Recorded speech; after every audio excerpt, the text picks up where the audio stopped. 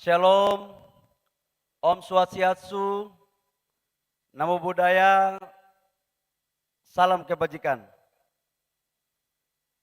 Yang sama-sama kita hormati, PLT Ketua Umum DPP Partai Golkar, Dimisioner, Bapak Agus Gumiwang Kartasasmita. Kita berikan aplaus kepada Pak Agus. Biar cuman tidak sampai 10 hari, yang penting gambar di depan sudah ada PLT Ketua Umum. Yang saya hormati Ketua Dewan Pembina Partai Golkar dengan seluruh pengurus, Bapak Abu Rizal Bakri. Yang saya hormati Ketua Dewan Pertimbangan Partai Golkar Demisioner dengan seluruh Dewan Pertimbangan, Bapak Akbar Tanjung. Yang saya hormati Ketua Dewan Penasehat Partai Golkar Demisioner, Bapak Luhut Binsar Panjaitan, dengan seluruh pengurusnya. Yang saya hormati Ketua Dewan Pakar Partai Golkar Demisioner, Bapak Agung Laksono dengan seluruh Dewan Pakar-pakarnya. Saya lihat Dewan Pakar ini sangat aktif sekali. Mau menjelang Munas pun kepakarannya terus berlanjut. Yang saya hormati Ketua Dewan Etik Partai Golkar Demisioner, Kanda Muhammad Hatta, yang memverifikasi tentang kekaderan saya sebagai Partai Golkar. Yang saya hormati Ketua-Ketua Ormas Hasta Karya Partai Golkar, yang pernah saya ingin menjadi calon Ketua Umum di salah satu organisasi harta karya, yang kemudian saya gagal karena waktu itu Dev yang menang, yaitu di AMPI. Mana Dev? Mungkin karena saya belajar dari Dev, waktu saya kalah di AMPI tahun 2010, itu saya masih bendahara Golkar, Papua.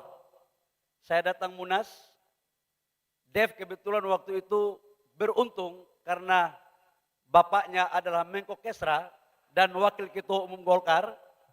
Saya bukan anak siapa-siapa, dari kampung datang. Tapi sebagai orang timur selalu mempunyai prinsip, begitu layar berkembang, pantang surut untuk kembali. Dan kemudian waktu itu Dev, sahabat saya, adalah orang hebat. Dan dia terpilih menjadi Ketua Umum lewat sebuah proses kompetisi yang sangat sehat. Sejak itu saya menganggap dia bahwa dialah sahabat saya yang hebat dan patut kita contohi. Pelajaran itu mengingatkan saya 14 tahun lalu. Sebagai kader Golkar yang mempunyai doktrin perjuangan, ternyata pelajaran itu saya tidak pernah terhapus dalam ingatan saya.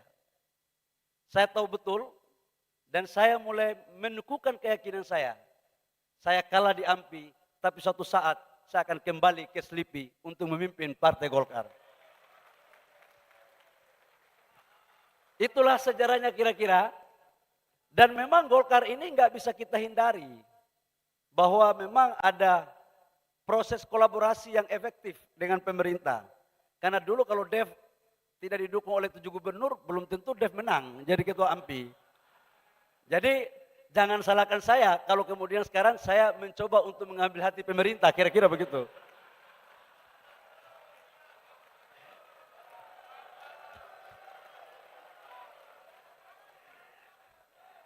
Yang saya hormati Ketua DPD Golkar Provinsi seluruh Indonesia yang saya cintai.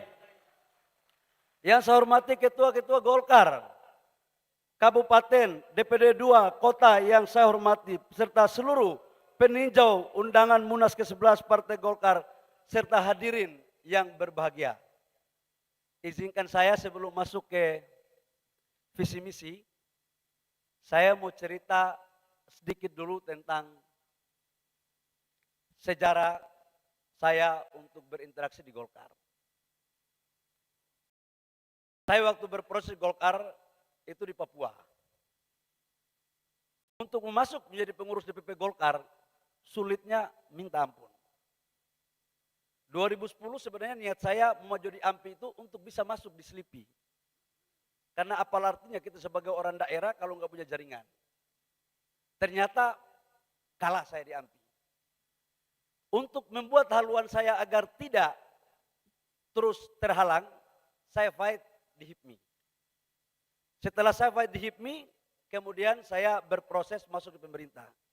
Saya bilang, 14 tahun sudah barang ini. ini momen yang paling tepat untuk kita ikut kompetisi di Partai Golkar. Jadi saya mau jelaskan satu hal, saya bingung ya. Kalau kita melihat perjalanan Partai Golkar pasca reformasi, senior-senior mohon maaf tolong luruskan kalau saya salah. 2004 Partai Golkar menjadi partai pemenang pasca reformasi. Bang Akbar Tanjung adalah tokoh fenomenal yang mampu membalikkan kondisi partai politik yang terpuruk pasca reformasi menjadi partai pemenang. Apa yang terjadi? Pada saat Munas di Bali, fight dengan Yusuf Kalla yang juga senior saya. Pertarungan terjadi, Pak JK menang. Pak JK menang pun karena memang ada kedekatan dengan pemerintah. Beliau adalah wakil presiden. SBY adalah presidennya. Begitu terjadi selesai, muncul Pak Abu Rizal Bakri. Fight dengan Pak Surya Paloh. Pak Surya Paloh pasti waktu itu mendapat dukungan Pak JK. Tapi Pak JK udah selesai jadi wapres. Pak Ical didukung oleh Pak SBY. Dan kemudian Pak Ical juga menang. Setelah Pak Ical selesai, muncul Pak Setia Novanto lewat Munaslup. Pak, waktu itu posisi Pak Novanto sebagai ketua DPR, dekat sama Pak Jokowi. Alhamdulillah juga menang. Begitu selesai, kemudian zamannya Pak Erlangga. Pak Erlangga juga menang karena memang waktu itu dekat sama presiden sebagai menteri perindustrian. Nah kemudian saya muncul untuk menjadi salah satu kompetitor. Mazhab saya sebenarnya mazhab kompetisi. Karena memang sejak saya lahir, kalau tidak berjuang untuk mendapatkan sesuatu rezeki, nggak bisa makan saya. Karena pernah busung lapar waktu saya kuliah. Jadi memang mazhab saya mazhab kompetisi. Nah ketiga, proses Munas Golkar kali ini, saya dianggap pun mendapat dukungan dari pemerintah. Dan dianggap itu salah. Pertanyaan berikut adalah, kenapa calon-calon terdahulu tidak dinyatakan salah, kok saya dinyatakan salah? Apa yang membuat seperti itu? Apakah karena memang saya adalah kader dari Ufuk Timur yang bukan anak siapa-siapa di Jakarta ini? Apakah memang pengurus DPD 1 Golkar se-Indonesia nggak boleh mencalonkan diri sebagai calon ketua umum DPP Golkar? Saya pikir lewat sebuah pemikiran-pemikiran besar Golkar dilahirkan sebagai instrumen politik pemerintah dalam pembangunan bangsa. Maka saya pikir Golkar harus kembali kepada kita perjuangannya sebagai doktrin karya kekaryaan dan suara rakyat adalah suara Golkar.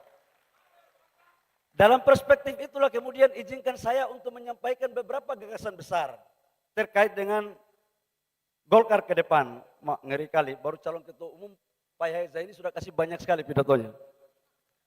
Ampun saya Pak Yahya. Bapak Ibu semua, saya berkeyakinan untuk Partai Golkar ke depan untuk bisa melakukan transformasi harus tetap berpijak pada cita-cita dalam perahu perjuangan. Memperkokoh semangat karya kekaryaan, tidak pernah berhenti untuk senantiasa melaksanakan pembaharuan dan pembangunan. Untuk itu, dalam kepemimpinan Partai Golkar 5 tahun ke depan akan dipandu oleh visi sebagai berikut. Transformasi Partai Golkar menjadi partai modern yang solid dan mengakar untuk menuju kemenangan. Dalam konteks itulah kemudian saya membagi menjadi dua untuk kita bisa menang. Ada internal dan ada eksternal. Saya dulu waktu menjadi kader Golkar masih mengikuti apa yang disebut dengan karakter des. Saya tidak tahu sekarang masih ada atau tidak itu karakter des. Nah, di dalam karakter des itu kita diajari tentang tata kelola organisasi dan konsolidasi organisasi. Ada mekanisme-mekanisme pengambilan keputusan. Dan karena itu, teman-teman semua, dalam konsolidasi organisasi ke depan, tidak hanya kita lakukan di lewat DPP, tapi juga konsolidasi pada tingkat kecamatan, desa, kabupaten, dan provinsi. Kembalikan musda-musda itu dilakukan di daerah. Jangan lagi dilakukan musda-musda itu di Selipi. Itu menurut saya pelajaran yang harus kita luruskan bersama-sama. Konsolidasi di daerah itu harus terjadi karena itulah kekuatan besar pada partai ini. Partai ini harus menjadi platform perjuangan dan menjadi pelopor pembuat ide. Dan itu sudah terjadi sejak lama. Saya berjanji kepada Bapak Ibu semua, insya Allah kalau saya terpilih, maka saya akan datang di seluruh kabupaten kota dan provinsi di seluruh Indonesia. Karena yang tahu susahnya daerah, itu hanya orang atau kader yang pernah berproses dari daerah. Setuju? Mekanisme pengambilan keputusan partai tidak boleh dibuat hanya oleh sekelompok orang. Karena PO, anggaran dasar, Juknak, Juklak, Juknis, semua sudah ada. Tinggal jangan sampai orang Papua bilang tulis lain, baca lain, bikin lain. Saya jujur tidak seperti itu. Ke depan Golkar harus dijadikan sebagai bagian daripada instrumen dinamika berpolitik. Karena Golkar ini, tokoh-tokoh Golkarnya luar biasa kecerdasan politiknya. Jangankan kader Golkar, office boy aja di Sleepy pasti punya kemampuan politik lebih tinggi daripada partai-partai baru yang muncul. Ini tukang olah juga. Jadi udahlah, kita Golkar ini masing-masing tahu baku tahu lah, udah. Nanti kalau kita ada hebat paten kita keluar 10 langkah, jangan dengar dia. Udah ini. Jadi udahlah, kita transparan aja, kita santai aja. Itu. Nggak usah dibuat pusing-pusing. Jadi aturan sudah ada, ini yang kita pakai. Database, pengkaderan, ini harus jalan, harus penyesuaian dengan perkembangan zaman. Sudah ada sosmed, sudah ada IT. Ini yang kita harus adaptif. Bapak Ibu semua, tantangan kita ke depan dalam konteks konsolidasi internal, pada 2029, jumlah pemilih itu dari 17 tahun sampai 50 tahun, itu 72%. Market kita itu di situ. Jadi kalau kita tidak mampu melakukan penyesuaian dalam rangka bagaimana meraih pemikiran mereka dan simpati mereka, maka kita tidak akan bisa menjadi partai yang lebih baik dari sekarang. Karena penentukan pemilih itu adalah mereka sendiri.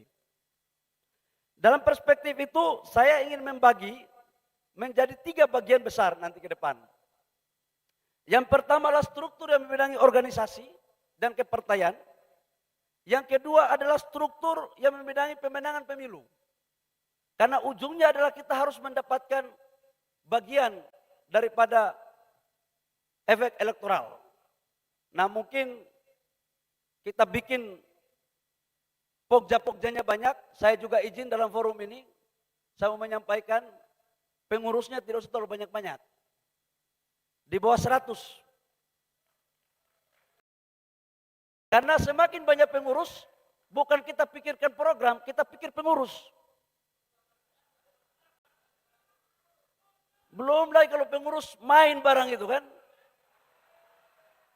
Kita belum jadi ketua umum, sudah ada yang koordinasi duluan ke komandan-komandan gitu.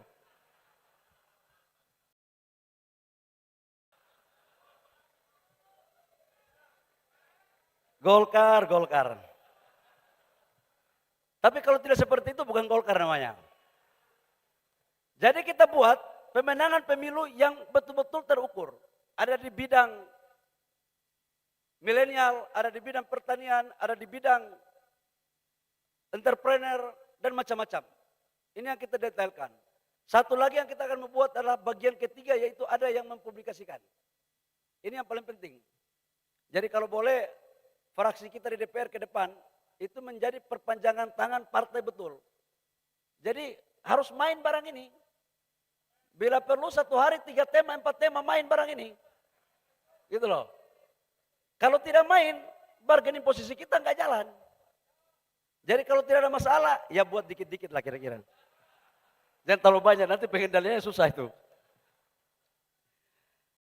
Bapak Ibu semua yang saya hormati, untuk itu Misi saya ke depan adalah selain dari apa yang disampaikan tadi, adalah kita pingin untuk tidak boleh lagi Golkar ke depan adalah faksi A, faksi B, faksi C.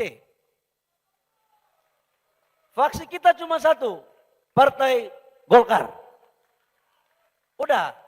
Udahlah gaya-gaya lama ini sudahlah bang abang semua, mohon maaf. Udah, saya minta tolong, udah. Kita sama-sama tahu ini. Saya kadang-kadang mengolah senior-senior. Kadang-kadang senior-senior juga olah saya.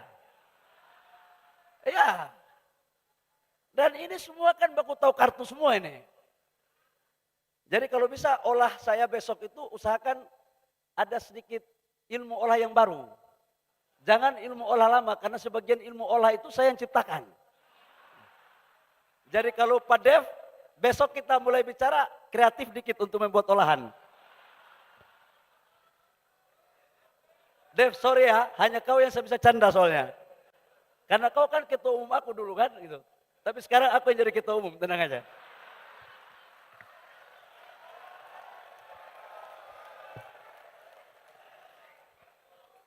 Maman mana Maman? Tenang Man, kita bersahabat semua. Database itu penting. Yang kedua database yang tadi disampaikan, ini harus betul-betul kita lakukan sebagai organisasi modern. Kita nggak bisa lagi omon-omon. Kita ini kan jago spekulasi semua. Begitu tanya data, buat angka lamaran semua. Jadi semua mimpi semua. Dan untuk mengolah data, Golkar nggak perlu diajarin. Barang tidak ada pun dibuat ada. Judul buku nggak ada dibuat, sudah saya baca bukunya. Itu. Jadi ya udahlah, kita kalau boleh yang lurus-lurus aja lah. Yang ketiga adalah memperkuat posisi Partai Golkar sebagai organisasi yang mengandalkan sistem kaderisasi. Ada hasta karya, ada organisasi sayap, ada organisasi-organisasi lain di luar dari kepengurusan. Ini yang kita harus rebut. Dulu siapa yang jadi ketua KNPI harus orang Golkar. Siapa yang jadi ketua HIPMI harus orang Golkar. Organisasi apa saja pemuda harus Golkar. Ke depan kita akan lakukan seperti itu lagi untuk membangunkan kader.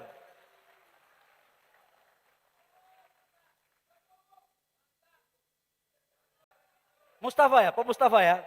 Tenang, jabatan aman, tenang. Nah, biasa kalau begini, suara tambah kencang itu biasanya ada maunya itu.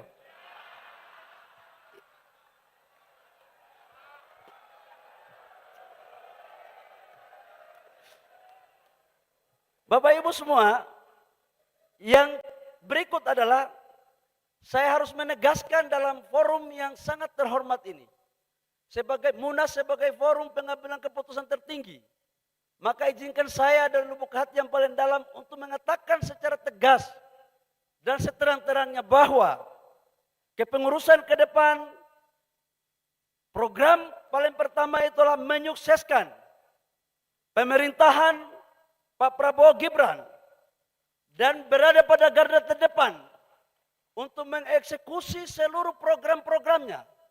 Dan juga berada pada garda terdepan dengan partai-partai koalisi lain untuk menjadi benteng pertahanan ketika ada yang main-main baik dari dalam maupun dari luar. Karena ini adalah bagian implementasi daripada doktrin karya kekaryaan. Dan kita tidak boleh main-main urusan ini. Kita sudah bersepakat, Golkar mendukung pemerintah, jangan pagi mendukung, sore setengah mendukung, malam bikin lain. Ini saya jujur aja. Saya nggak punya kepentingan apa-apa pribadi. Kepentingan saya ke depan adalah Golkar harus lebih baik dari sekarang. Karena itu, pemerintahan Pak Prabowo Gibran sebagai kelanjutan daripada pemerintahan Jokowi Maruf Amin. Jadi kita harus lebih paten lagi. Soalnya Raja Jawa ini kalau kita main-main celaka kita. Saya mau kasih tahu aja, jangan coba-coba main-main di barang ini. Ini, waduh, ngeri-ngeri sedap barang ini, saya kasih tahu. Udah, waduh ini. Dan sudah banyak kok, sudah lihat kan barang ini kan? Ya tidak perlu saya ungkapkan lah, tidak perlu. Dalam konteks ke depan, sampai dengan bulan November, kita harus menyukseskan Pilkada 2024 dengan hasil minimal 60%. Jadi nanti kita akan turun di daerah-daerah dan saya juga berpikir, bukan hanya saya berpikir, tapi setiap partai politik itu ingin untuk menjadi yang terbaik. Kita sekarang menjadi yang terbaik nomor 2. Dan untuk pemilu 2029 kita harus pastikan untuk kompak, berjuang bersama-sama, bergandengan tangan untuk merebut pada posisi yang paling terbaik. Saya ya kok banyak kali pidatonya nih.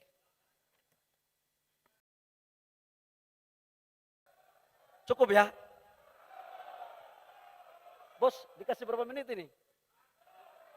Pokoknya sampai Ini Pak Melkila Kalena ini sahabat saya. Jadi Pak Adis, soalnya calon ketua umum yang menjadi ketua umum, jadi pasti takut juga untuk di stop kira-kira. nggak berani stop kita, Bang. Bapak Ibu semua yang saya hormati, terakhir saya ingin mengatakan, nanti yang tenis-tenis yang bahasa indah-indahnya nanti kita dirapat saja. Saya mau sampaikan satu hal aja. Kita ini harus kompak. Kalau nggak kompak, itu bibit dari luar gampang masuk. Saya punya pengalaman selama 5 tahun, sering masuk kepada organisasi yang tidak kompak. Jadi saya tahu betul cara bagaimana membuat partai itu baik atau membuat tidak baik. Nah, dalam konteks itu saya hanyalah anak yang baru masuk di DPP yang insya Allah atas dukungan Bapak Ibu semua, insya Allah kalau saya terpilih, karena belum bisa saya bilang saya terpilih, bisa-bisa kalau pimpinan sidang bawa palu pimpinan sidang terus tidak datang, nggak jadi saya ketua umum. Ini kan, saya hanya ingin aja ada apa-apa kita ngobrolin. Kita elegan aja, nggak usah pakai gaya-gaya tum mantap, siap. Ada waktu tum, udahlah gaya-gaya itu sudah lewat itu. Saya sudah melewati masa itu di HIPMI, diumbar-umbar, disanjung-sanjung, udah lewat itu barang, nggak mempan lagi untuk saya. Jadi saya mohon dukungan dari para senior, tokoh-tokoh Golkar semuanya, sebagai kader yang mau berproses bersama-sama di partai ini, saya mohon dukungan dan nasihatnya. Ini para senior khususnya. Memang saya dari kampung Pak, kadang-kadang tata kromonya agak berkurang dengan orang kota. Tapi nggak perlu meragukan kesetiaan dan komitmen saya kepada partai ini. Nggak perlu. Hanya itu saja, karena malam lagi pidato lagi, kita simpan suara juga. Oh ada pantun, Golkar katanya ada pantun. Ngeri barang ini.